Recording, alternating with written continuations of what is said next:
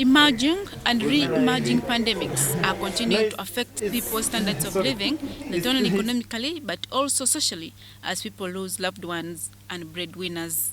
Health experts now want government to set up national psychosocial initiatives to support people with mental challenges. This was raised during the launch of the census study report by Uganda National Academy of Sciences.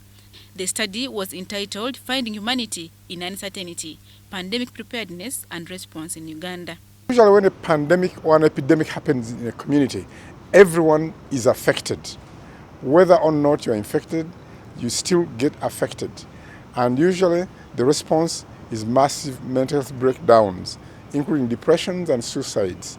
Consequently, we need a national psychosocial intervention program driven from the center to help all kinds of affected and infected individuals.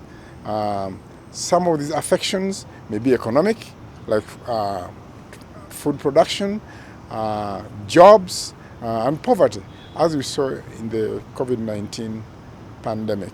The report also highlighted the need for strengthening community engagement during pandemics for them to know their role in disease prevention and control. Together, we are providing information on epidemics and infection prevention and control, and we're conducting critical scientific studies to measure behavior change and the impacts of interventions. Communication, there was a very good effort, by the way, by the Ministry of Health and other persons. The only problem, since it was one way, half the time the public was unsure about how to utilize this information.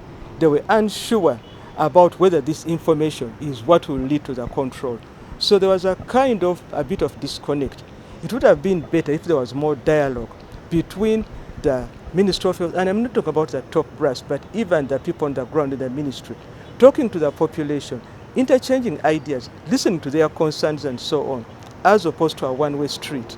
So we need in future to get the desk people in the ministry having dialogue with the people in different fora so that they can listen to each other and better understand some of the issues that have been put forward. Uganda National Academy of Sciences provides independent advice on matters related to science and technology and has helped to shape the policy environment based on study findings. Adia Nakote, UBC.